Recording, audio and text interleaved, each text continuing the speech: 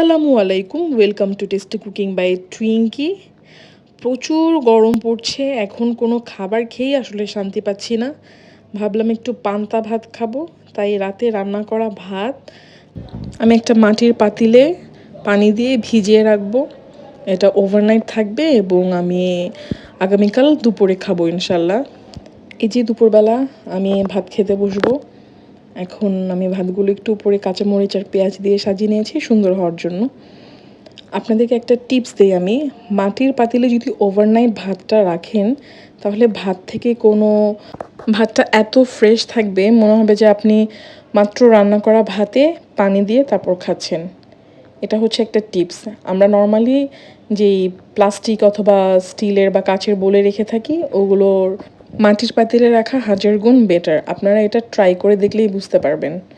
এখানে একটু আলু ভর্তা নিয়ে নিয়েছি এবং ডালের বড়া নিয়েছি, আর সাথে পেঁয়াজ কাঁচামরিচ তো আছে এবং দুটো মরিচ পুড়ে নিয়েছি। শুকনো মরিচ পোড়ার স্মেলটা এত বেশি ভালো লাগে, কার কেমন লাগে জানি না। পান্তা ভাতের সাথে এটা তো মানে 10-এ 100 দেওয়া যায়। আর গরমের সময় এমন একটা শান্তির খাবার থাকলে তাহলে তো আর কথাই নেই। যেহেতু কোনো কিছু খেয়েই শান্তি লাগছে না, এত বেশি গরম পড়ছে বাংলাদেশে, তাই ভাজা পোড়া মশলা জাতীয় খাবার এসব এড়িয়ে চলাটাই আমি মনে করি ভালো। কারণ ওগুলো না খেতে ইচ্ছা করে, না খেলে শান্তি লাগে।